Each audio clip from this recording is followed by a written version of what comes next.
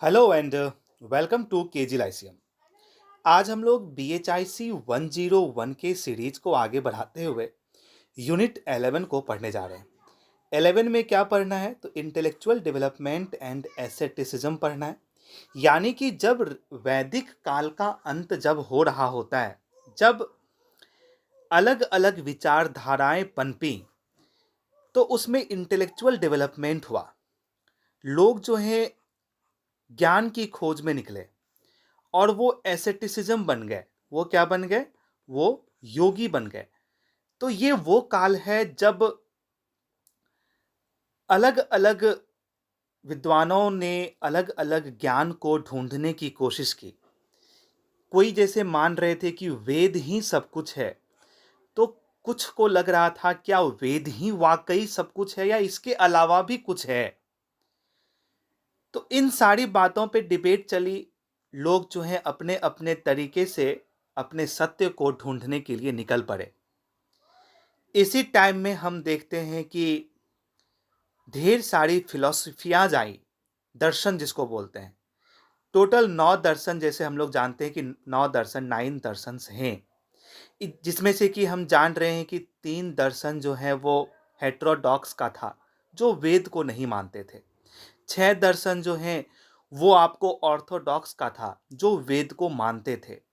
तो इस तरह की विचारधाराएं पनपी और लोग जो हैं अलग अलग सत्य की खोज में निकल पड़े कि क्या सत्य है और क्या नहीं है। तो ये चैप्टर इसी फिलोसॉफिकल टॉपिक को लेकर रहेगा। हिस्ट्री का वो पार्ट जिसमें हम लोग फिलॉसफी पढ़ते हैं वो इसमें आएगा। चलिए आगे बढ़ते हैं, देखते हैं क्या क्या है। जब हम इस यूनिट को पढ़ेंगे तो हम लोग क्या क्या पढ़ेंगे? इंटेलेक्चुअल डेवलपमेंट पढ़ेंगे, वो भी 6th सेंचुरी BC में। ये 6th सेंचुरी BC, अगर आप मेरे लेक्चर को देखते आ रहे हैं तो आपको पता होगा कि ये ऋग वैदिक काल का जो है वो अंत होने का टाइम था। आयरन एज का शुरुआत हो चुका था।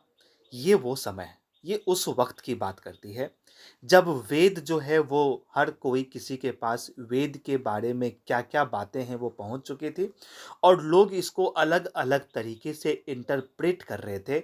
ये उस वक्त का टाइम है। इसमें हम लोग उपनिषदक थॉट को पढ़ेंगे। उपनिषद के बारे में क्या विचारधाराएं हैं उसे हम लोग पढ़ेंगे, उसके मेन फीचर्स को जानेंगे। 6 सिस्टम्स ऑफ फिलॉसफी पढ़ेंगे। अभी हमने कहा कि जो वेद को इंटरप्रेट करे वो 6 तरीके के फिलॉसफी हैं जो कि ऑर्थोडॉक्स के द्वारा माना जाता है, वो हम सब पढ़ेंगे। बुद्धिज्म और जैनिज्म के फिलॉसफी को पढ़ेंगे जो कि हेटेरोडॉक्स फिलॉसफी था, जो वेद को नहीं मानते थे, वेद के अगेंस्ट में जो आए, ये वो फिलॉसफी है।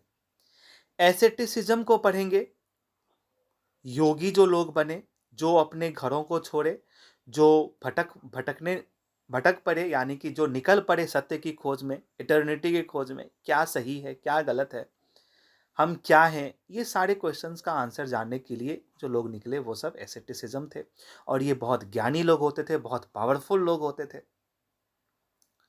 And how it was incorporated in orthodox and heterodox circle, ये एसेटिसिज्म के बारे में हम जानेंगे कि कैसे ये ऑर्थोडॉक्स और हेटेरोडॉक्स सर्कल में अलग अलग एसेटिसिज्म जो है पैदा हुआ। चलिए स्टार्ट करते हैं। Changes in society and religion in 6th century BC। मतलब टॉपिक ये कहता है कि क्या चेंज सोसाइटी में और रिलीजन में आने लगा 6th सेंचुरी के BC में। यानी कि वैदिक पीरियड जब अंत हो रहा था, वैदिक पीरियड से आगे जब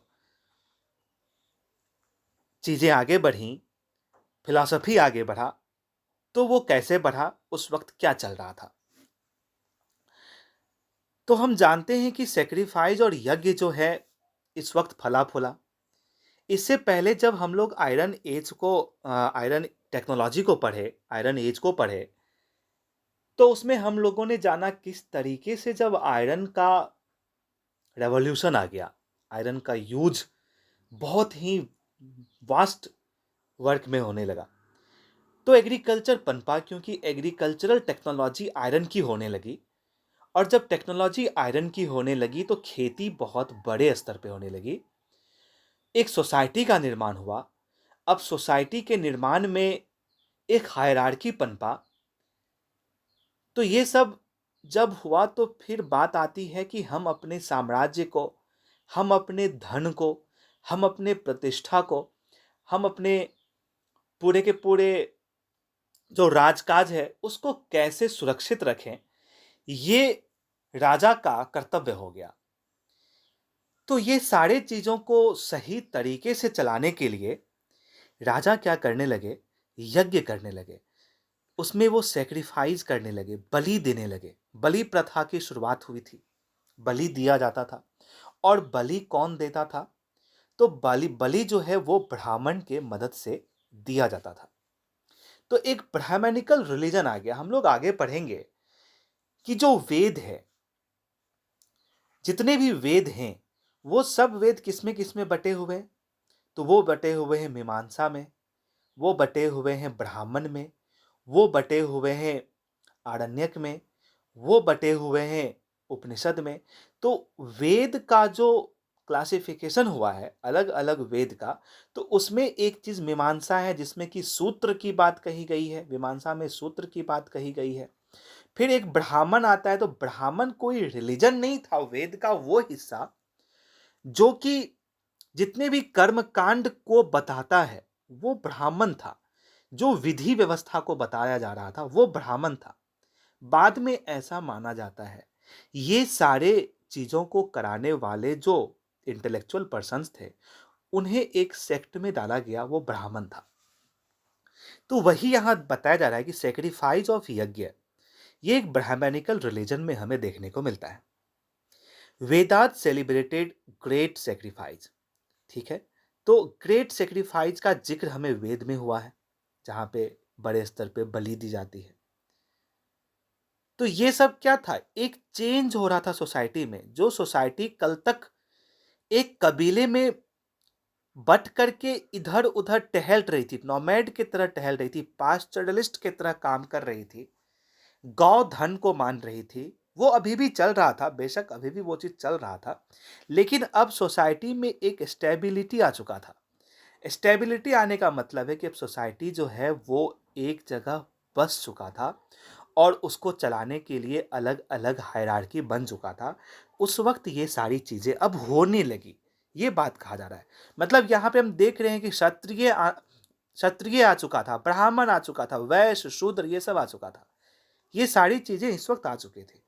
तो उसी में बताया जा रहा है कि जो शासन करता था वो क्षत्रिय, जो राजकाज को बाहरी जो फोर्स होता है, नेगेटिव फोर्स, वो सारी चीजों से बचाने के लिए जो जरूरी था वो ब्राह्मणिकल, वो ब्राह्मण उसको बचाते थे। कैसे? यज्ञ करके, बलि दे करके, सेक्रीफाइस करके, वो चीजें यहां हो रही थी। तो सेक्रीफाइस इसमें इंपॉर्टेंट हो जाता है क्योंकि सेक्रीफाइस इस वक्त बड़े स्तर पे हुई और ये बलि दिया जाता था। अब आप समझ गए होंगे, राजकाज को बचाने के लिए ऐसा माना जाता था। तो मेन पर्पस जो सेक्रीफाइस का था वो था प्रोपिशिएट द गॉड, यानी भगवान को मनाने की थी ये बात। The priests new the intricacies. अब ये बलि कौन दे, इसका ज्ञाता कौन है? तो प्रीस्ट्स जो पुजारी हैं वो इसके ज्ञाता हैं। उनके बिना संभव ही नहीं है कि आप भगवान से कनेक्ट हो पाए। अगर ये ईश्वर हैं, ये अगर ईश्वर हैं तो यहां से आप कनेक्ट ही ना हो पाए। कनेक्ट करने के लिए जो है यहाँ पे पृष्ठ चाहिए। पृष्ठ ब्राह्मण होते थे। तो ये एक तरीके का क्लास डेवलप हो चुका था। सोसाइटी में एक चेंज दिखने लगी थी इस तरीके का। तो पृष्ठ जो है बहुत पावरफुल होते गए। क्यों क्यों होते गए? क्योंकि वो जो है भगवान से और एक इंडिविजुअल को मिलाने का काम कर रहे थे। अगर इंडिविजुअल यज्ञ करेंगे तो पृष्ठ से मिलाने का काम पृष्ठ के द्वारा किया जाएगा, भगवान से मिलाने का काम। और जब ये दोनों मिलेंगे तो राजकाज संभव हो पाएगा, सुरक्षित हो पाएगा। ये सारी चीजें चल रही थी। तो क्योंकि यहाँ पे पृष्ठ का रोल बहुत जरूरी है, तो ये जो है एक ग्रेट पावर पृष्ठ जो है इंजॉय करने लगे। मतलब पुजारी पावरफुल होते चले गए इस वक्त, क्योंकि उनके बिना भगवान की पूजा करना, ऐसा माना जाता था कि भगवान से मिलना, भगवान से अपने आप को जोड़ना, वो संभव नहीं था बिना पुजारी के। तो ये चेंज सोसाइटी में हमें देखने को मिला। इस तरीके से हम देख रहे हैं वही चीज कि ब्राह्मण जो है वे एज ए मेडिएटर काम करते थे। ब्राह्मण के वजह से खुशी आती थी लोगों में, क्योंकि पूजा पाठ होता था। अगर ब्राह्मण की इंसल्ट करेंगे तो हो सकता है वो हमें डिस्ट्रॉय कर दे, वो बहुत पावरफुल है, वो तो भगवान से मिलते जुलते हैं। तो ये सारी चीजें जो हैं उस वक्त सोसाइटी में चल रही थी, क्योंकि अब एक हायरार्की बना ब्राह्मण क्षत्रिय वैश्य शूद्र वाला, जिसमें पृष्ठ को बहुत ऊंचा, ब्राह्मण को जो है बहुत ही पावरफुल बताया गया। कुछ इसी बीच कुछ हेटेरोडॉक्स सेक्ट जो है वो उभरे, जिसमें बुद्धिज्म, जैनिज्म, ये सारी चीजें आते हैं।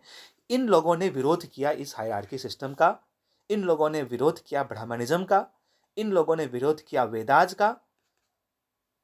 वो इनके हिसाब से वेद बहुत ही कॉम्प्लेक्स था, वेद की बातें आम आदमी तक सही से नहीं पहुंच पा रही है, वेद में लिखे जो टर्म हैं वो टर्म बहुत ही कॉम्प्लेक्स हैं जो आम आदमी नहीं पढ़ पाएंगे। जैसे अभी मान लेते हैं संस्कृत, अभी फिलहाल अभी का जो टाइम है, वैसे संस्कृत में मानिए लिखा हुआ है, तो आम आदमी संस्कृत पढ़ सकता है क्या? नहीं पढ़ सकता है।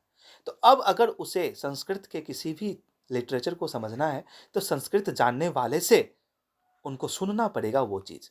ये बातें थी। मानिए अभी इंग्लिश है, इंग्लिश में मानिए बहुत सारे ढेर सारे लोग ऐसे हैं जो इंग्लिश नहीं समझते हैं। अब इंग्लिश में लिखे लिटरेचर को जानने के लिए इंग्लिश के ज्ञाता से हमें वो बात करनी होगी। तो वेद उसी तरीके से एक कॉम्प्लेक्स जटिल भाषा में लिखी हुई थी, जो कि आम आदमी तक नहीं पहुंच पा रही थी। जटिल का ये संस्कृत में ही लिखी हुई थी। तो इसको पहुंचाने का काम ब्राह्मण किया करते थे। तो गौतम बुद्धिस्ट और जैन का मानना था कि ये सारी कॉम्प्लेक्स चीजें जो है आम लोगों तक नहीं पहुंच पा रही है, इसलिए कुछ तबके ऐसे हैं जो अपने आप को बहुत पावरफुल बना लिए हैं ये सारी कामों को करके। तो बुद्ध और जैन जो है इन सारी बातों को नहीं मानते थे, वो वेद पे यकीन नहीं करते थे। तो इन लोगों ने अपना लिटरेचर लाया और लोगों को क्या किया, आसान भाषा में जो है सोसाइटी के बारे में समझाना शुरू किया। तो बुद्ध और जैन ये एंटी ब्राह्मणिकल स्टैंस रखते थे। फिर सेकेंड अर्बनाइजेशन आया। हम लोगों ने पिछले लेक्चर में पढ़ा है सेकेंड अर्बनाइजेशन क्या है। अगर आप लोगों ने नहीं पढ़ा तो आप पिछले लेक्चर को देखिए, बहुत ही इंपॉर्टेंट है, क्योंकि ये हिस्ट्री का वो हिस्सा है, जब आप इसे पढ़ेंगे तो ही आगे की चीज़ों को आप समझेंगे। जरूरी है ये एज ए नॉलेज भी बहुत जरूरी होता है, और एग्जाम में तो ये आता ही आता है। तो जब सेकेंड अर्बनाइजेशन हुआ, जब लोहा प्रचुर मात्रा में यूज होने लगा, जब एग्रीकल्चर बहुत ज़्यादा बढ़ा, जब धन इस हिसाब से धन बढ़ा, तो ढेर सारे अमीर लोग पैदा हुए। जैसे सेठी कहते थे उनको, गहपति कहते थे, ये सब बड़े बड़े बिजनेसमैन थे। अब क्योंकि ये बहुत बड़े बिजनेसमैन है, तो इनके पास वेल्थ है, तो वेल्थ को बचाने की भी काम उस वक्त की जा रही थी। सेकेंड अर्बनाइजेशन में कैसे वेल्थ को बचाया जाए, उसके लिए क्या किया जाए। तो एक नया सोसाइटी पनपा, जब बड़े बड़े सेठीज लोगों का भी जन्म हुआ, मतलब उभर कर आए, यहां ये कहने का मतलब है। तो एक नया प्रोस्पेरिटी का हम जन्म देखते हैं आयरन के इस्तेमाल से। फॉरेस्ट को क्लियर किया गया, एग्रीकल्चर कल्टीवेशन को बढ़ावा दिया गया। तो ये सोसाइटी में क्या है, चेंज ही तो है, यही तो चेंज है सोसाइटी में। अब क्योंकि सोसाइटी बढ़ी, वहां पे एग्रीकल्चर हुआ, पैसा ज्यादा हुआ, सेठी गहपति जैसे लोग उभर कर आए, राजा जो कबीला के जो हेड थे वो उभर करके आए, ब्राह्मण उभर करके आए, तो एक स्टेट का निर्माण हुआ, तब तो वो सब आए। हम कह सकते हैं कि एक स्टेट का निर्माण हो चुका है, जिसमें मोनार्कीज है, ओलिगार्कीज है, राजा का शासन है, जिसमें क्षत्रिय जो है वो बहुत पावरफुल है, क्योंकि अब एक स्टेट बन चुका है, एक राज्य बन चुका है। यहाँ व्यापार होता है, यहाँ एग्रीकल्चर होता है, यहाँ पे आर्टिसंस हैं, यहाँ पे हर एक तरीके का जो है लोकल ट्रेडिंग हो रहा है, हर एक तरीके का शिल्पकार यहाँ बैठे हुए हैं, तो हम कह सकते हैं कि मेटालिक मनी का यूज अब शुरू हो चुका था। ट्रेड शुरू हो चुका था, क्योंकि अनाज ज़्यादा होगा तो वो एक जगह से दूसरे जगह जाएगा। मेटालिक मनी बन चुका था, क्योंकि अब लेन देन के लिए मनी का यूज होने लगा था। बार्टर सिस्टम से आगे बढ़े हम लोग थोड़ा थोड़ा। ट्रेडिंग नेटवर्क फैला। अब भारत का व्यापार जो है हम लोग पढ़ेंगे कि अलग अलग देश से होता था। अलग अलग भारत के ही दूसरे राज्य से तो होता ही था, अलग अलग देश से होता था। ओवरसीज ट्रेडिंग होती थी। सोशल स्ट्रेटिफिकेशन आया, गिल्ड बने। तो ये सब चीज क्या हुआ, डेवलप होने से एक एलिनेशन का भी भाव पैदा हुआ। कुछ तबके ऐसे थे जो अपने आप को अब अलग पाने लगे, जो इटर्निटी की खोज में थे। ये सारी चीजें भी हुई। जनपद और महाजनपद का निर्माण हुआ। जनपद यानी कि जन यानी कि लोग, इन लोगों के द्वारा बनाया गया एक ग्रुप जनपद। और जब ढेर सारे जनपद मिल गए कभी बाद में, तो वो बन गए महाजनपद। जैसे काशी, कौशल, अंग, मगध, वज्जीमल, चेदी, वत्स, कुरु, पांचाल, मत्स्य, सरसन, असक, अवंती, गांधार, कंबोज, ये सारी चीजें महाजनपद हैं, 16 महाजनपद। ये सब बना, ये सब बना तो फिर धीरे धीरे एक स्टेट का निर्माण हुआ। और बाद में हम देखेंगे कि किस तरीके से मौर्य काल आते आते एक बहुत बड़ा साम्राज्य का उद्भव होता है, जिसमें कि हम लोग चंद्रगुप्त मौर्य, सम्राट अशोक, ये सब चीज को देखेंगे। ये सब अब यहीं से ये स्टेप है, एक स्टेप ऊपर एक स्टेप ऊपर, ऐसे जाते जाते वो सब राजाओं को हम लोग आगे पढ़ेंगे। समझ में आ गया जनपद क्या था, फिर महाजनपद बना। चलिए, हायरार्कियल सोसाइटी का निर्माण हो चुका था। हमने कहा ब्राह्मण, क्षत्रिय, वैश्य, शूद्र आ चुका था। ठीक है, अब क्या हुआ कि हायरार्कियल सिस्टम आने से कुछ तबके मजबूत हुए, कुछ तबके कमजोर हुए। तो एक स्टेटमेंट है, मैंने सोचा मैं आप लोगों से शेयर करूं। अगर आप इसे एग्जाम में लिखेंगे तो आपको अच्छे मार्क्स आ सकते हैं। कि जब ये हायरार्कियल सोसाइटी बनाना, एक राजा का एक स्टेटमेंट है जो कि मैत्रेयानी उपनिषद में लिखा हुआ है। हम लोग पढ़ेंगे कि टोटल उपनिषद को जानेंगे। वैसे आप जान लीजिए कि 108 उपनिषद हैं, जिसमें से कि 12 उपनिषद ऐसे हैं जो मेजर उपनिषद हैं, उसमें से भी 8 उपनिषद और भी अच्छे हैं, जिससे हमें ढेर सारे नॉलेज जो है वो मिलता जुलता है वेद को इंटरप्रेट करके। तो ये सब चीज़ उपनिषद में है। तो उसी में एक मैत्रेयानी उपनिषद है, जिसमें एक राजा का स्टेटमेंट है कि I am like a frog in a dry well. मैं एक सूखे कुएं की मेढक की तरह हूं। तो ये क्यों कहा गया, एक एलिनेशन का भाव पैदा हो चुका है। हायरार्की बढ़ गया तो कुछ तबके जो हैं वो पीछे छूट रहे हैं, या कुछ तबके जो हैं वो डरा हुआ महसूस कर रहे हैं, वो एक जगह सेपरेट महसूस कर रहे हैं। क्योंकि अब society I, complex society I, तो अब हर तरह का तबका आएगा। कुछ राजा स्ट्रांग होगा तो कुछ नहीं होगा। ये सारी चीजें यहाँ पे आ रही है। तो हम, कुछ लोग नहीं समझ पा रहे होंगे कि हम लोग क्या बात कर रहे हैं। हम लोग बात कर रहे हैं 6th सेंचुरी बीसी में क्या चेंज आया सोशली, क्या चेंज आया, रिलीजियस चेंज, धार्मिक और सामाजिक चेंज क्या आया, हम लोग उसे जान रहे हैं। ठीक है, किस तरीके से अब हम लोग एक सोसाइटी के निर्माण में चल दिए हैं, किस तरीके से हम लोग अब स्टेट बना रहे हैं, ये सारी चीजें हम लोग पढ़ रहे हैं। ठीक है, चलिए, अब changes in society and religion में हम लोग साल्वेशन और लिबरेशन को पढ़ेंगे। साल्वेशन क्या था, देखिए, ब्राह्मणवाद, ब्राह्मणिज्म तो फैला ही, हायरार्की सिस्टम पनपा ही। तो many believed that asceticism was the answer to the problem of continuous change that a society was going through। तो बहुत लोग मानते थे कि ये जो चेंज होता आ रहा है, ये जो हायरार्की बन चुका है, ये जो एक स्टेट का निर्माण हो गया, ये जो एक कमज़ोर तबका और मजबूत तबका का उदय हो चुका है, ये सब क्यों हुआ, ये सब चीज़ का मतलब क्या है, सच्चाई, इटर्नल ट्रूथ क्या है। तो वो तभी पता चल पाएगा जब हम साल्वेशन करेंगे, जब हम योगी बनेंगे, तभी जाके हम ये सारे चीज़ों का आंसर ढूंढ पाएंगे। देखिए, जैसे लोग आगे आगे बढ़ेगा, जब लोगों के आगे कॉम्प्लेक्स चीज़ें दिखाई देंगी, तो वो उसे सिंपल बनाने की कोशिश करेंगे कि ये चीज़ें पनपी कहाँ से, ये चीज़ें का जड़ कहाँ है। वास्तविकता क्या है, ईश्वर है या नहीं, वेद का इतना प्रचार प्रसार हो रहा है, क्या वेद में लिखी बातें सत्य है या नहीं, सत्य है तो कितना सत्य है, और सत्य है तो क्या सत्य है। ये सारी चीज़ें अगर जानना है तो हमें योगी बनना पड़ेगा। ये लोग अपने परिवार को छोड़ करके निकल पड़े जंगल में, साधना किए, भटके, चीज़ों को सोचे और फिर जाकर के ज्ञान की प्राप्ति किए थे। वही था साल्वेशन। समझ में आ गया? तो साल्वेशन का अगर लिखना आए तो बस इतना ही चीज़ लिखना है। तो through mediation we could attempt, तो मेडिटेशन करके हम लोग सेल्फ नॉलेज को अटेन कर सकते हैं। यहाँ तक कि हम भगवान तक को जान सकते हैं, भगवान से मिल सकते हैं।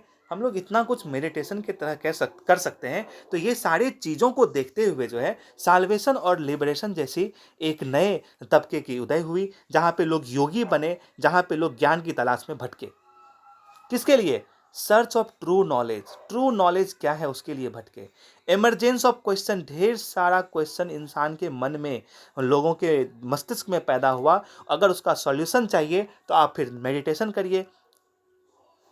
ब्रह्मांड क्या है, इस चीज को जानने के लिए भी मेडिटेशन की जरूरत थी। मतलब लोग अब बहुत कुछ सोचने लगे। अब आप देखेंगे कि इसी के बाद जो है नया नया आविष्कार होता है। इसी के बाद जो है हम लोग आगे देखते हैं जीरो की खोज होती है। पृथ्वी जो है सूर्य का चक्कर लगा रही है, ये सब हम जानते हैं। सूर्य सिद्धांत क्या है, ये सब हम लोग जानते हैं। मैथमेटिकल ढेर सारे रूल पैदा हुए। मतलब अब चीजें आगे बढ़ रही है। अब लोग का ब्रॉड माइंड हो चुका है। लोग अब यूनिवर्स को जानना चाहते हैं कि ऊपर सूरज दिख रहा है, हम लोग जिस पे रह रहे हैं वो क्या चीज है। तो हर एक चीज लोगों के मस्तिष्क में जब आई तो लोग ज्ञान की खोज में आगे बढ़ चुके थे। फिर हम बात करते थे ऑर्थोडॉक्स ट्रेडिशन की। ऑर्थोडॉक्स ट्रेडिशन वो लोग थे जो वेद को मानते थे। सिंपल भाषा में इतना याद रखना है कि ऑर्थोडॉक्स वो था जो वेद पे विश्वास करते थे, जो मानते थे कि वेद में जो लिखा है वही सत्य है, वेद से ज़्यादा हमें कहीं नहीं जाना, वेद में सारे क्वेश्चन का आंसर हमें मिल जाएगा। वो थे ये ऑर्थोडॉक्स ट्रेडिशन वाले। The universe had emerged from the primeval sacrifice.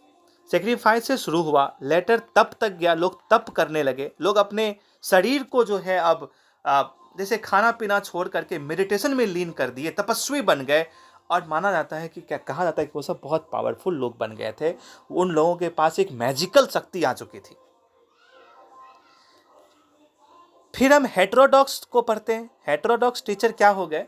तो हेटेरोडॉक्स टीचर वो हो गए जो कि वेद को नहीं मानते थे। जैसे कि बुद्धिज्म, जैनिज्म, चारवाक, ये सब हेटेरोडॉक्स थे। ये सब बोलते थे कि वेद से परे भी चीजें हैं जो हम लोग जानेंगे। वेद में लिखी हर एक बात, मतलब वेद को नहीं मानते थे। तो ये जो है हेटेरोडॉक्स पे कहला गए। कुछ और भी थे जो कि मैटेरियलिज्म पे बात करते थे। बोलते थे जो मैटर है वही है। The universe emerged without the agency of any God. कोई ये मानते थे कि भगवान की वजह से कुछ पैदा ही नहीं हुआ है, ये तो नियति है, ये काल है, ये नेचर का स्वभाव है, ये सब होना है। मैटेरियलिज्म पे बात करते थे ये लोग। ये होगा, ये नॉर्मल है, इसमें किसी भगवान की कोई ज़रूरत नहीं है, ये बस चल रहा है, नियति है ये, बस ये मानिए। कुछ एटॉमिक थ्योरी पे आए, एटम के बातों को माना। तो ये सारे चेंजेस जो है सोसाइटी में होने लगी थी। अब हम पढ़ते हैं एसेटिसिज्म का जो बिगिनिंग हुआ वो क्यों हुआ। तो एसेटिक का मतलब होता है a person who has renounced worldly pleasure. जो सांसारिक सुख माया को छोड़ चुका है और उसके आगे बढ़ चुका है, ज्ञान की प्राप्ति में वो निकल चुका है, उसको हम लोग एसेटिसिज्म यानी कि योगी कहते हैं। होली मैन वर्सेस ब्राह्मण, एक बात आती, योगी कौन थे, ब्राह्मण कौन थे? तो ब्राह्मण तो हम समझ गए कि जो हमारे सोसाइटी में रह करके हमें भगवान से मिलाने का या उसके बीच के मेडिएशन का काम करते थे, वो ब्राह्मण थे। होली मैन वो थे जिनको मुनि कहते हैं, योगी कहते हैं। दे वेंट अबाउट नेकेड, वो कपड़ों का परित्याग किए। वो जो है ritual silence and dwelt with Demi God and bird, वो जाकर के प्रकृति से जुड़ गए। प्रकृति में जा करके वो चीज़ों को समझने की कोशिश किए। वो जानवरों को देखते थे, वहाँ से क्या सच्चाई है, क्या वास्तविकता है, उसको जानने की कोशिश करते थे। वो खो जाते थे अपने धुन में, वो निकल पड़ते थे और संसार क्या है, इटर्निटी क्या है, कहाँ से उत्पत्ति हुई संसार की, कहाँ से उत्पत्ति हुई ब्रह्मांड की, क्या है हम, मेरे अंदर क्या है, ब्रह्म क्या है, आत्म क्या है, हर एक चीज़ के बारे में जो सॉल्यूशन ढूंढ रहे हैं ना, वो यही मुनि थे, इन्हीं की तपस्या थी जो कि इन सारे बातों का आंसर निकाल करके दे सकता था। तो ऐसा कहा जाता है कि तपस्या से, तप से ये मुनि बहुत पावरफुल हो चुके थे और इनके ये इतने पावरफुल हो चुके थे, इन्हें व्रात्य कहा जाता था। व्रात्य वो शब्द होता है जो कि अब वेद पे बिलीव नहीं करते हैं, जो नेचर से जुड़ करके देखना चाहते हैं कि संसार कहाँ से बना, कहाँ से उत्पत्ति हुई, वो व्रात्य कहते हैं। ठीक है। तो उपनिषद के समय आते आते, उपनिषद जब आया था, देखिए उपनिषद का लंबा समय चला था, ठीक है। 6th सेंचुरी से शुरू हुआ, पता चला 1st century AD, 2nd century AD तक ही आया था। तो उपनिषद के टाइम तक आते आते एसेटिक्स जो है वो बहुत कॉमन हो चुका था। अब ढेर सारे योगी पैदा हो चुके थे, वो ढेर सारे जो हैं योगी पैदा, ढेर सारे योगी आ गए जो कि अलग अलग चिंताओं में डूबे, जो अलग अलग सोच विचारधाराओं को समझने की कोशिश किए। तो ये सब चीज़ कॉमन हो चुका था। एसेटिक मतलब सीधी बात होती थी कि सबसे अलग हो जाते थे, आइसोलेट हो जाते थे, वो छोड़ देते थे समाज को, निकल पड़ते थे जंगल, भटक पड़ते थे, चले जाते थे पहाड़ी पे, वहाँ पे पूजा, अपना मेडिटेशन कर रहे हैं, सच की खोज कर रहे हैं, अपने धुन में। उसका एसेटिक वो होते थे।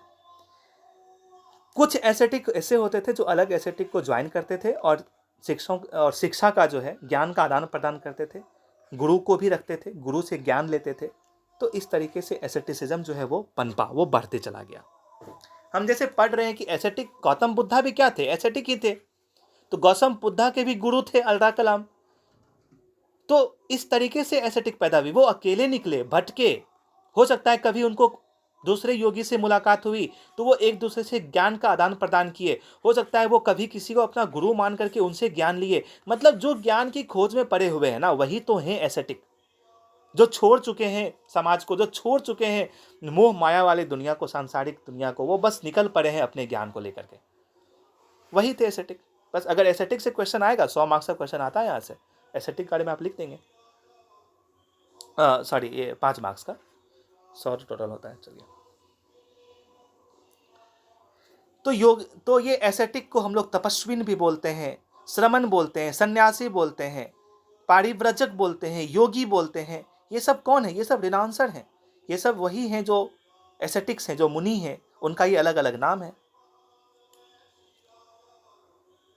परिव्रजक जो एसेटिक था, ये यंग मैन हुआ करते थे और ये गृहस्थ जीवन अपनाने से पहले ही दुनिया छोड़कर, सांसारिक मोह माया को छोड़ करके निकल पड़ते थे, तो उनको परिव्रजक कहते थे। तो परिव्रजक शब्द याद रखिएगा, ये यंग एज के एसेटिक होते थे, जो कि गृहस्थ जीवन अभी शुरू नहीं किए हैं, उससे पहले ही निकल पड़े हैं ज्ञान की खोज में।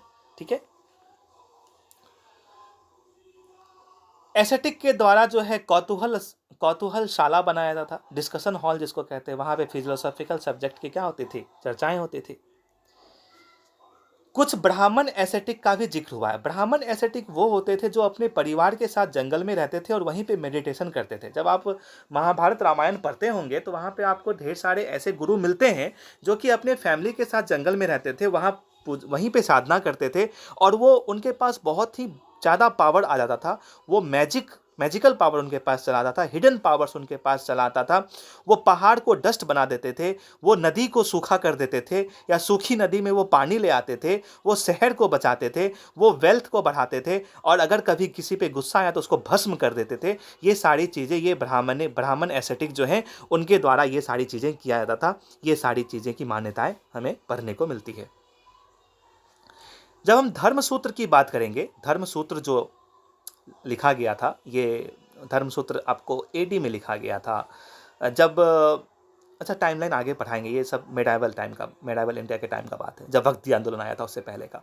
तो धर्मसूत्र जो है पहली बार द आश्रम थ्योरी लेकर के आया। आश्रम थ्योरी में 4 स्टेज होते हैं: ब्रह्मचारी, गृहस्थ, वानप्रस्थ, संन्यास, मतलब जो स्टूडेंट हैं वो ब्रह्मचर्य जीवन जी रहे हैं, फिर जब वो पढ़ाई कर लेंगे, फिर जो उनकी शादी हो जाएगी वो गृहस्थ जीवन जिएंगे, और जब गृहस्थ जीवन में उनका काम खत्म हो जाएगा तो वो वानप्रस्थ करेंगे, यानी कि वो जंगल में चले जाएंगे, और जब फिर जंगल चले जाएंगे तो वहाँ पे वो संन्यास अपना लेंगे। तो ये एक 4 स्टेज है लाइफ का, जो कि धर्मसूत्र में बताया गया है बादरायण के। ठीक है, धर्मसूत्र किसने लिखा? वादरायण ने। और वादरायण को कहीं ही कहा जाता है कि यही वेद व्यास थे। तो ये सब फिलोसॉफिकल डिबेट है जो कि हम लोगों को नहीं पढ़ना। हम लोग हिस्ट्री के स्टूडेंट हैं, तो हम लोग उतना ही पढ़ेंगे जो हिस्ट्री में हमें जानना है, और खास करके एग्जाम में जो जानना है, हर एक चीज़ को हम लोग कवर कर रहे हैं, जो भी इंपॉर्टेंट चीज़ है उसे कवर कर रहे हैं। ठीक है, फिलोसफी वाली सब्जेक्ट तो फिलोसफी में पढ़ाई जाएगी। फिलोसफी में इन सारी चीज़ों को बहुत ही डिटेल से पढ़ाया जाता है। तो हम लोग का तो सब्जेक्ट हिस्ट्री है। चलिए, अब उपनिषदिक थॉट को पढ़ते हैं। यहाँ आप फोटो देख रहे होंगे उपनिषद। यहाँ आपको क्या दिख रहा है? यहाँ एक गुरु है और कुछ शिष्य गुरु के पास बैठ करके ज्ञान ले रहे हैं। यही इसी उपनिषद का मतलब यही होता है कि सिटिंग नियर वंस टीचर, अपने गुरु के पास बैठ करके ज्ञान अर्जित करना ही ये उपनिषद था। ठीक है, उप मतलब क्या होता है? पास, यूपी ए। उप मतलब क्या होता है? पास। समझ में आ गया? उपासना जैसे हम लोग करते हैं, उपासना मतलब भगवान के पास बैठ करके भगवान की पूजा, तो वो उपासना हो गया। उसी तरीके से उपनिषद है। ठीक, Upanishads are the earliest recorded discourse of on the key philosophical doctrine about atma. यानी कि उपनिषद जो है सबसे पुराना रिकॉर्ड है जिसमें हमें आत्मा क्या है, ब्रह्म क्या है, कर्म योग क्या है, संसार क्या है, मोक्ष क्या है, पुरुष क्या है, प्रकृति क्या है, ये सारी चीज़ों के बारे में हमें उपनिषद से ही मालूम पड़ता है। उपनिषद में ही ये सारी चीज़ें बताई गई हैं। ठीक है, देखिए कंफ्यूज मत करिएगा। उपनिषद क्या है? तो उपनिषद जो है ये वेद का एक भाग है। उपनिषद क्या है? वेद का एक भाग है जहां ये सारी चीजें हमें बताई गई हैं। चलिए, इतना बस सिंपल टर्म में ये आप याद रखेंगे। वेद का क्या क्या भाग है हमने पढ़ा था कि एक है आपको अभी आपसे जैसे मैंने कहा कि एक संहिता हो जाता है, संहिता में सूत्र है।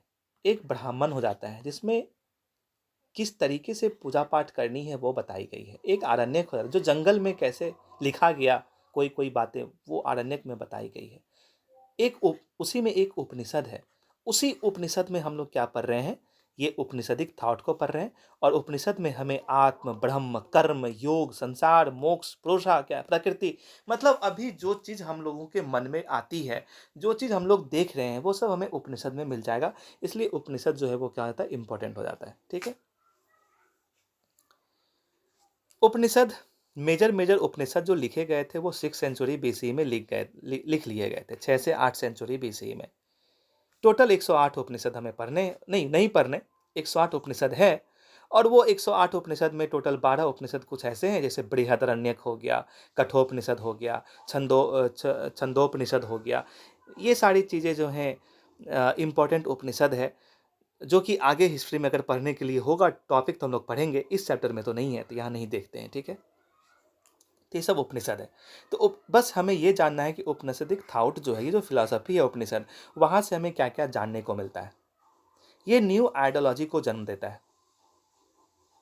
ठीक है, ये फिलोसॉफिकल आइडियाज है जो कि वेद के बारे में बताता है और वेद के डेवलपमेंट के बारे में बताता है। वेद के बारे में नए आइडियाज हमें देते हैं। That emerge in the post वैदिक पीरियड। क्या हुआ? देखिए, हुआ ये कि वेद अच्छे से चल रहा था। ब्राह्मण, क्षत्रिय, वैश्य, शूद्र, ये सब चीज़ें आगे आ चुकी थी। स्टेट बन चुका था, हायरार्की बन चुका था, गृहपति सब बन चुके थे। तो ये सब चलिए, एक ब्राह्मणवाद की शुरुआत हुई जहाँ ब्राह्मण जो है वो भगवान से मिलाने की बात कर रहे थे। तो यहीं पे जब हेटेरोडॉक्स सेक्ट आए ना, जैनिज्म, बुद्धिज्म, ये चैलेंज कर दिए वेद को।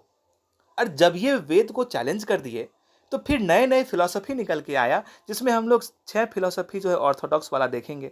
उसी में उपनिषद को भी और बेहतर तरीके से बताया गया उपनिषद फिलॉसफी के जरिए कि वेद क्या था, वेद का डेवलपमेंट कैसे हुआ, ताकि लोग वेद के प्रति अपने इंटरेस्ट को ना खोए। इसलिए फिर उपनिषद जो है वो वहाँ से निकल करके आया। समझ में आ गया? चलिए, the Upanishad represent a change in how knowledge was now being sought. कैसे जो है नॉलेज जो है वो ये बांटा जा रहा है। Shift from acceptance of the Veda as revealed knowledge. मतलब वेद का जो है नॉलेज कैसे रिवील करना है ये उपनिषद में बताया गया। ये सारी चीज़ें उपनिषद में है। इसमें अंतर्ज्ञान, अवलोकन और विश्लेषण, ये सारी चीज़ें वेदों का किया गया है। बस यही सब चीज़ें। चलिए,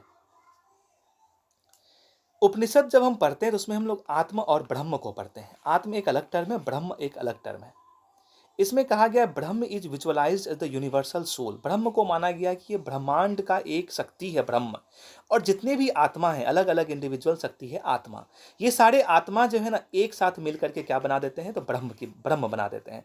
तो उपनिषद में ये बातें, इस पे चर्चा की गई, आत्म और ब्रह्म पे बात कही गई। तो जब इस चीज की बात हुई कि चलिए इंडिविजुअल इंडिविजुअल आत्मा है और सब मिलकर के जो है एक ब्रह्म बन जाता है, यही इटर्नल सत्य है, तो फिर एक स्टोरी हम इसको लेकर के पढ़ते हैं एज एन एग्जाम्पल, जो कि बुक में भी है। आप लोगों को जानना भी चाहिए, ऐसे भी जानना चाहिए, और आप लोगों को अगर आप एग्जाम में लिख रहे हैं तो इसका यूज कर सकते हैं। छंदोग्य उपनिषद में उद्दलक और उसके बेटे श्वेत केतु के कुछ कन्वर्सेशन है। उसमें से एक एग्जाम्पल ये है कि उद्दलक अपने पुत्र श्वेत केतु को कहते हैं, उद्दलक अरुणी इनका पूरा नाम था, ऋषि थे, ये अपने पुत्र से कहते हैं कि मधुमक्खी जो है वो अलग अलग जगह से नेक्टर लाते हैं और फिर उसको एक जगह गैदर करते हैं और एक अनडिफ्रेंशिएटेड मास यानी कि शहद का निर्माण कर देते हैं। मतलब यहाँ से इस फूल से अलग अलग तरीके का नेक्टर लाया गया और उसको खुद से प्रोसेसिंग करके मधुमक्खी जो है वो एक शहद बनाया। तो ये क्या, ये ब्रह्म है, और ये क्या, ये आत्मा है। एक एग्जाम्पल ये दिया गया, जस्ट एज डिफरेंट रिवर्स, अलग अलग नदियां जो हैं वो समुद्र में मिलके समुद्र का निर्माण कर रही हैं, समुद्र में मिल जा रही हैं। तो यहाँ नदी क्या है, आत्म है, रिवर क्या है, ओशन क्या है, ब्रह्म है। ये सारी बातें यहाँ पे कही गई। सिमिलरली आत्मा resides individual in every being. तो उसी तरीके से कहा जाता है, जिस तरीके से मधुमक्खी अलग अलग जगह से पराग लेकर के शहद बना रहा है, जिस तरीके से नदियां अलग अलग सोर्स से आकर के समुद्र में मिल करके एक हो जा रही हैं, उसी तरीके से आत्मा जो प्रत्येक इंडिविजुअल में अलग अलग लोगों के शरीर में है वो मर्ज हो जाती है एक समय में ब्रह्म से, और वो एक इटर्नल ट्रूथ है, और वो क्या है, ब्रह्म है। सब आत्मा एक ही जगह जा रही है और वो एक वक्त आता है जब ब्रह्म में मिल जाती है। ठीक है, ये बात इसमें कहा गया। उपनिषद में थ्योरी ऑफ ट्रांसमाइग्रेशन भी दिया जा रहा है। ट्रांसमाइग्रेशन समझ रहे हैं आप लोग, कि तुरंत एक जगह से दूसरे जगह, एक ग्रह से दूसरे जगह क्या क्या होना, ट्रांसमाइग्रेट करना। तो माइग्रेशन की भी बात जो है ये इसमें कही गई है, जिसमें कहा गया है जो पितरायन को फॉलो करते हैं, जो अपने पिता के मार्ग पे बताए अच्छे मार्ग पे चलते हैं, जब उनकी मृत्यु होती है तो उनका पुनर्जन्म होता है।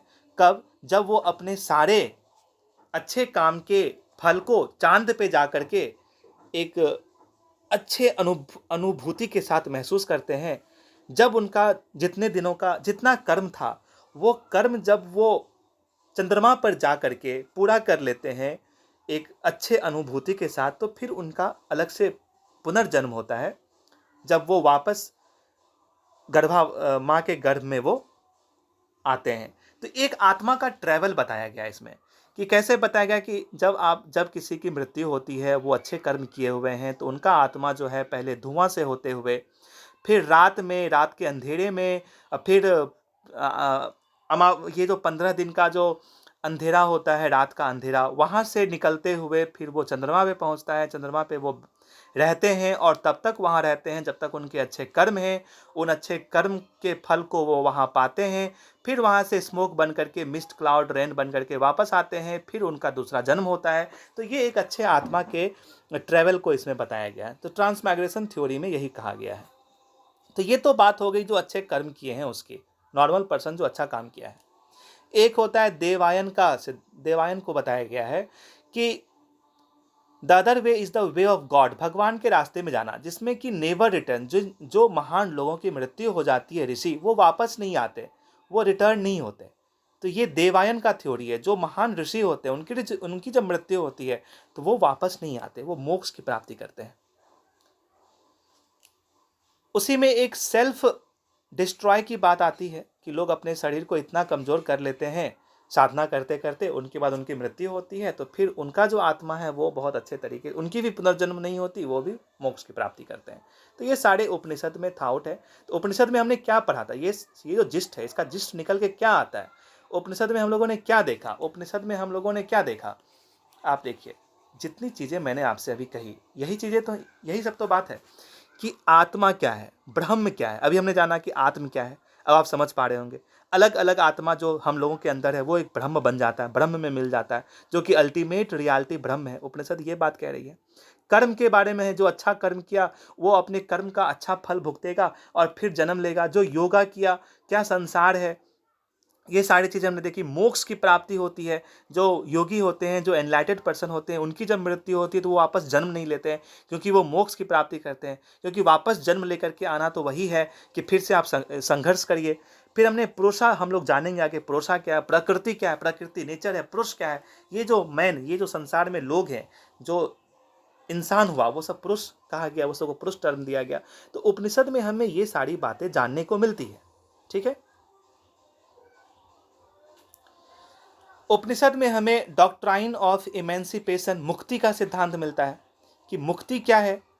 मुक्ति ये है जो ब्रह्म को प्राप्त करते हैं, जो अपने आप पे कंट्रोल कर लेते हैं, वही तो मुक्त हो जाते हैं। तो मुक्ति अनंतता की एक स्थिति है जिसे एक व्यक्ति तब प्राप्त करता है जब वह अपने स्वयं को जानता है, जो अपने आप को वो जान लेता है और इस प्रकार वो ब्रह्म बन जाता है, तो वो मुक्ति पा लेता है।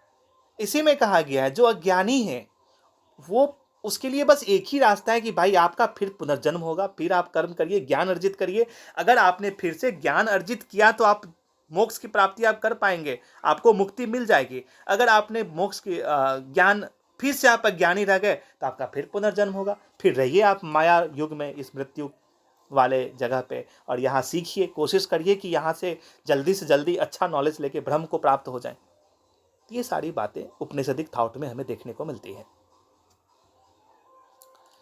चलिए, अब हम पढ़ते हैं वेद के 6 दर्शन, 6 फिलॉसफी, किसके, वेद के, जो वेद को बताता है, जिसमें क्या है, न्याय है, जिसमें न्याय है, योग है, वैशेषिक है ना, सांख्य है, वेदांत है, कर्म है या मीमांसा जिसको कहेंगे। ये 6 क्या है, तो ये जो 6 हैं ये फिलॉसफी है जो वेद को इंटरप्रेट कर रहे हैं, जो वेद को बताते हैं कि क्या है, लोगों में इंटरेस्ट जगाते हैं वेद को लेकर के।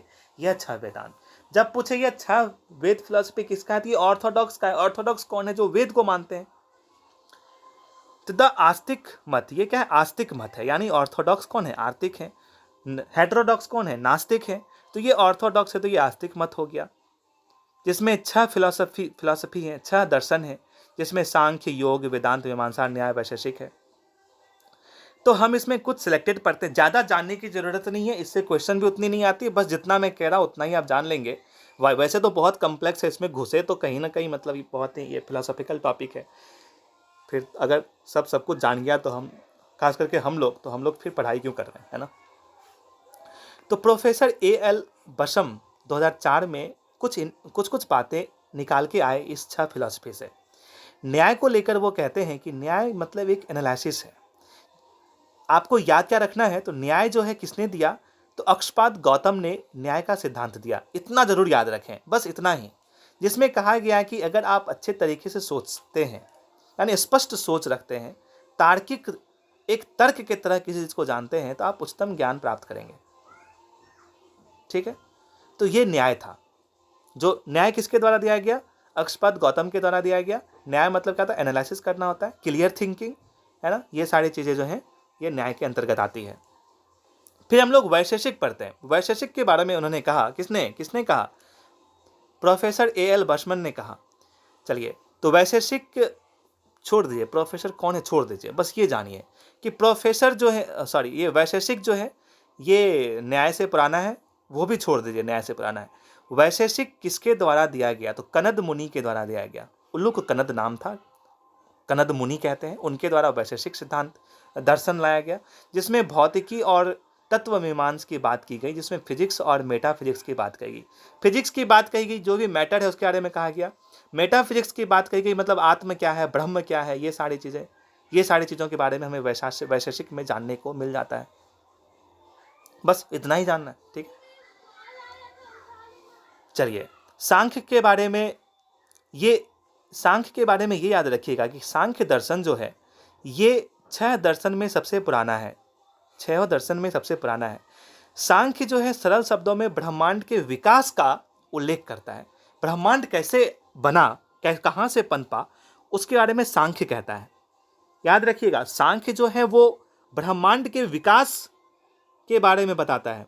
वैशेषिक जो है वो फिजिक्स और मेटाफिजिक्स के बारे में बताता है, जिसमें कि ब्रह्म, आत्म, ये सब चीजें आती हैं। इसमें मैटर भी आता है वैशेषिक में। लेकिन जब बात हम सांख्य की करते हैं, सबसे पुराना है, जो कि यूनिवर्स कैसे बना, क्या है शक्ति, कौन सी वो शक्ति है जो इस यूनिवर्स को पनपने दिया, है ना, 13 बिलियन ईयर्स एगो क्या हुआ था, ये सारी बातें सांख्य बताती है। सांख्य ही है जो प्रकृति को पहली बार बता रहे हैं। प्रकृति क्या है और पुरुष क्या है। प्रकृति मतलब नेचर, पुरुष मतलब मैन, इंसान जो लोग रह रहे हैं। यहां आप देख सकते हैं कि किस तरीके से विमेन फिलोसफर के बारे में हम नहीं जान पा रहे हैं, क्योंकि उस वक्त ये बहुत ऊपर नहीं उठ पाए थे। उस वक्त जो मेल डोमिनेशन था वो कहीं ज़्यादा हमें यहाँ देखने को मिल रहा है। यहाँ पे तो मतलब इंसान को भी पुरुष कहा गया, मैन कहा गया। चलिए खैर, क्रिएशन और रैदर एवोल्यूशन, यहाँ क्रिएशन और एवोल्यूशन की बात कही गई कि संसार कैसे बना, प्रकृति क्या है, ये सारी बातें सांख्य में है।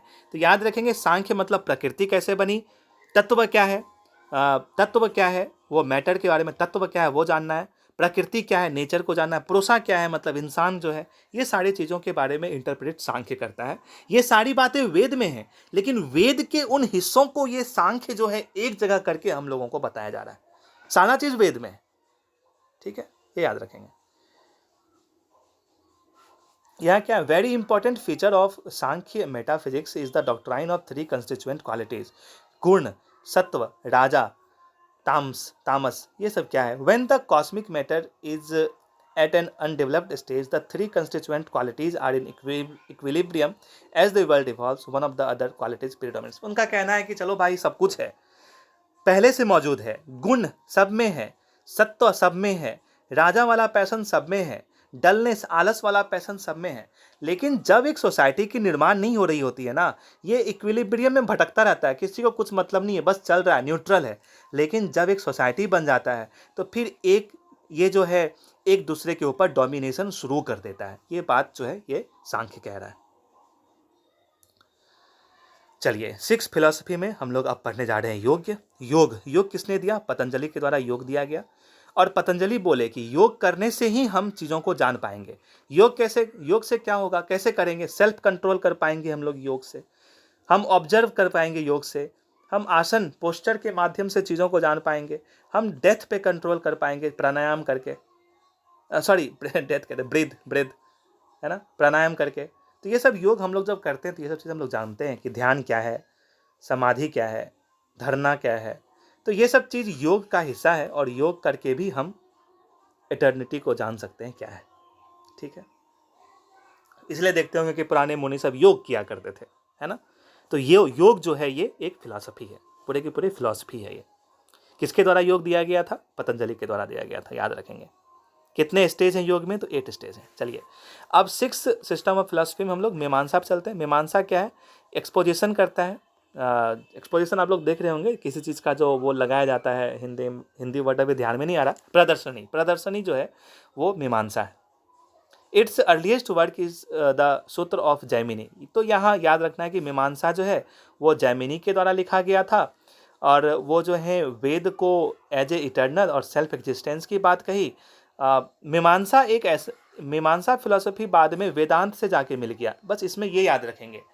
मीमांसा एक्सपोजिशन की बात करती है, मीमांसा जैमिनी के द्वारा लाया गया, मीमांसा जो है बाद में वेदांत में जाके मर्ज हो गया। वेदांत क्या है, जब वेद का अंत, वेदांत मतलब वेद का अंत, वेद का अंतिम भाग जहाँ कुछ बताया गया वही उपनिषद है, वेद का अंतिम भाग है, और उसी में हम लोग वेदांत भी पढ़ेंगे। तो ये सब चीज़ें बस ध्यान में रखेंगे और कुछ नहीं। ये मीमांसा में जो है साल्वेशन को लेकर पूरे की पूरी फिलॉसफी दी हुई है। साल्वेशन क्या है हम लोगों ने पीछे जाना, ठीक है। अब लास्ट में जो सिक्स्थ फिलॉसफी में आखिरी फिलॉसफी वेदांत है, मीमांसा इसी में आके मर्ज हो गया था। वेदांत कहता है द एंड ऑफ द वेद, जहाँ वेद खत्म होता है, और इसको उत्तर मीमांसा भी कहते हैं, क्योंकि मीमांस पूर्व मीमांस था, जब वो प्रकृति की बात करती थी, जब वो वेद का बात करता, वेद में जो नेचुरल फोर्स है उसका बात कर रहा था। लेकिन जब ये वेदांत से मिल गया तो फिर ये उत्तर मीमांसा कहलाया। तो वेदांत को इसलिए हम लोग उत्तर मीमांसा भी कहते हैं। चलिए, वेदांत में इतना ही है, और कुछ इतना ही जानना है, इससे ज़्यादा नहीं जानना है, ठीक है। इसमें अलग अलग चीज़ आती है कि अद्वैतवाद की थ्योरी दी गई शंकराचार्य के द्वारा, तो फिर शंकराचार्य के थ्योरी को जो है रामानुजाचार्य के थ्योरी के द्वारा चैलेंज किया गया। तो ये सारी चीज़ें अभी हम लोगों को तो पढ़ने को नहीं है, और ये लिखना भी नहीं, ठीक है। इतना ही रहने दीजिए।